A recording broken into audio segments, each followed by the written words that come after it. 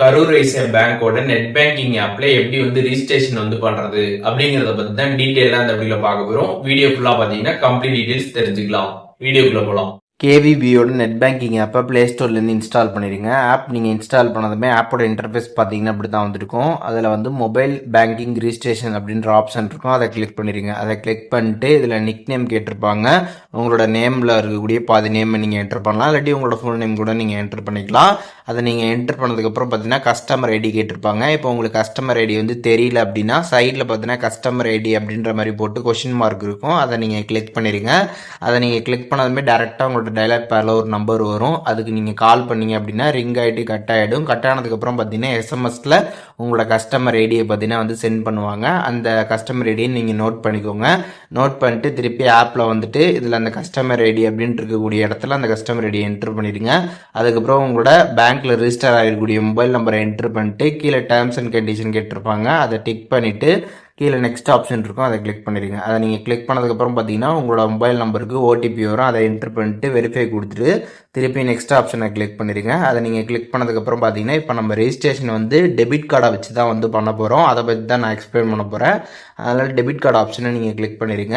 Debit கார்டில் இருக்கக்கூடிய details எல்லாமே நீங்கள் இங்கே என்ட்ரு பண்ணுற மாதிரி இருக்கும்.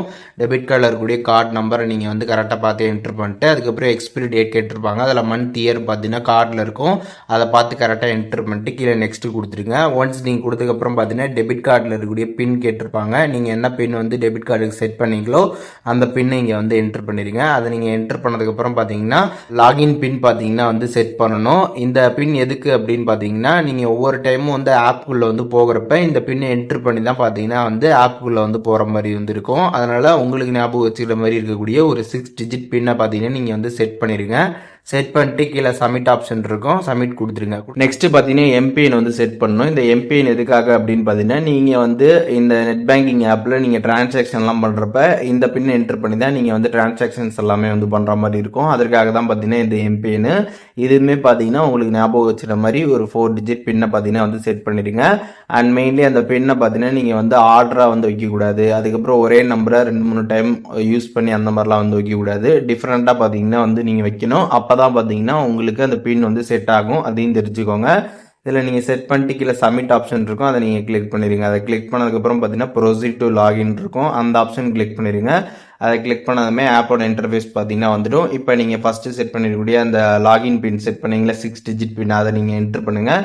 என்ட்ரு பண்ணதுக்கப்புறம் பார்த்தீங்கன்னா டேர்ம்ஸ் அண்ட் கண்டிஷன் இருக்கும், அதை கீழே டிக் பண்ணிவிட்டு ப்ரொசீட் கொடுத்துடுங்க. கொடுத்ததுக்கப்புறம் பார்த்தீங்கன்னா இதில் 2 ஆப்ஷன் இருக்கும். இதில் எது வேணாலுமே நீங்கள் கொடுத்துக்கலாம். ஸோ இதில் ஃபஸ்ட் ஆப்ஷன் என்ன அப்படின்னு பார்த்தீங்கன்னா இப்போ இந்த ஆப்பை பற்றி உங்களுக்கு வேற யாராச்சும் சொல்லி நீங்கள் இதை இன்ஸ்டால் பண்ணீங்களா அப்படின்றத கேட்டிருப்பாங்க. அப்படி இல்லைன்னா பார்த்தீங்கன்னா நீங்களாவே பார்த்தீங்கன்னா இந்த ஆப்பை இன்ஸ்டால் பண்ணீங்களா அப்படின்றத கேட்டிருப்பாங்க. ஸோ உங்களுக்கு எதுவோ நீங்கள் அதை கொடுத்துக்கலாம். கொடுத்துட்டு கீழே ப்ரொசீட் ஆப்ஷன் இருக்கும், அதை கொடுத்துருங்க.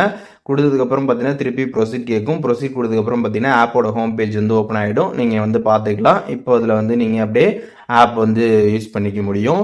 ஸோ இப்போது எப்படி கேவிபியில் இருக்கக்கூடிய நெட் பேங்கிங் ஆப்பில் எப்படி ரிஜிஸ்ட்ரேஷன் பண்ணுறது அப்படிங்கிற கம்ப்ளீட் டீட்டெயில்ஸ் தெரிஞ்சிருப்பீங்க.